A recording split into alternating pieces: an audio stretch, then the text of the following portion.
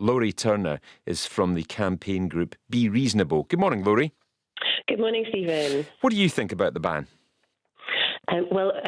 We're from Be Reasonable, as you say, we're opposing this ban because we just think it will criminalise good, loving parents who discipline their children in a moderate and reasonable way. This new opinion poll that's come out yesterday tells us that the Scottish people don't want it.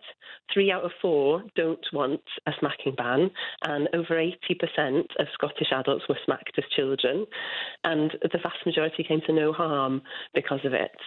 We think that this is... Sorry, Lowri, how do we know they didn't come to any harm? That's quite a sweeping statement.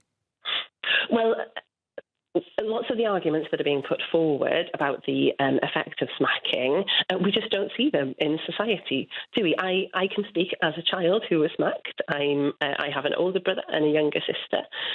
We were smacked as children when we were naughty. It was done in a loving and caring way in order to make sure that we knew what the difference between right and wrong. We never thought that our parents didn't love us.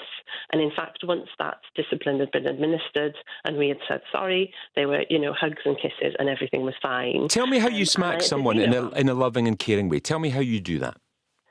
Okay, well, we're talking about reasonable chastisement here, aren't we? So we're talking about when a parent needs to deal with a behaviour from a child that's not acceptable.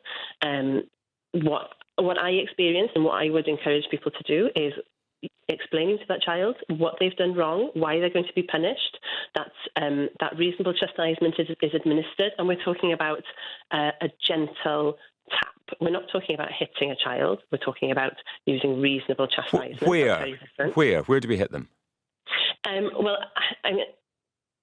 I can tell you what I would do, but part of what we're talking about here is that parents should be allowed to decide how to discipline their own children. It's not for me to say exactly how someone should smack their child. Parents know how to discipline their children, and we think that they should be left alone to do that. This is another intrusion into family life, following on from the failed named person scheme. And loving, caring parents should just be allowed to make decisions about how they raise their families on their own. Lowri, you say there's been no consequences from years of children being smacked in Scotland. We have a problem with violence in society. Couldn't that emerge out of sending the message to children that the way to deal with something, the way to sort something out, is to hit? Well, I can speak from my own experience, from myself and my brother and sister in our family. I never thought that because my parents used smacking when we were naughty, that meant it was okay for me to hit anybody else. That wasn't my experience. That hasn't been the experience of the vast majority of people that we have spoken to through our campaign. We're talking about anecdotal evidence here. So I can't speak for everyone. Of course I can't. And there will be some people who perhaps have experienced some problems, but that's a very small number. And of course, we're trying to align smacking with much worse activities. Child abuse is already illegal. There is surely nobody thinks that it is okay for you to assault or beat a child. Smacking, using reasonable chastisement, is a different thing. We're talking about a unique relationship between a parent and a child in a loving, caring environment. And we don't want to see parents who do that being criminalised. We've also got to think about the police and social services who are already under immense pressure. This ban is only going to increase that workload, and cases where a loving, caring parent has disciplined their child in a reasonable way when that child has done something they shouldn't, that case is going to be on the same desk of the same social worker who's dealing with a child who's in a much worse situation, cases that frighten us.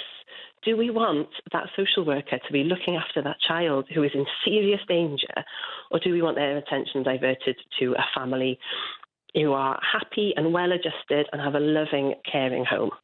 I don't want to see that happen. Lowri, as a child at school, I was belted by a teacher, and back in the day, that was accepted as just being part of life in Scotland. We don't accept that anymore. Haven't things moved on? Won't we look back in the future and think, crikey, in 2016, parents were still hitting children in Scotland? What was that all about? I don't think so. I'm a parent excuse me. I'm a parent, and what I'm experiencing at the moment is that there is so much advice out there. There are so-called experts telling me how to raise my child, what I should feed her, what activities she should do, how much time she should spend outside, how much time she should watch television, how she should sleep, all of these things. And that advice changes sometimes weekly. So, we have these, so-called experts telling us now that smacking is wrong and it's damaging and it's doing all these terrible things. What we're asking for is just common sense. We're just asking for parents to be allowed to make choices about their families themselves. It's not the state's place to do that. In cases where families are happy and well-adjusted and there are loving, caring parents doing their very best for their kids, they should just be allowed to carry on doing that. I can't see that there is any problem there. We would rather see the state's resources diverted towards children who really are in need. Lowri, thanks for your time this morning. That's Lowri Turner there from the Be Reasonable campaign.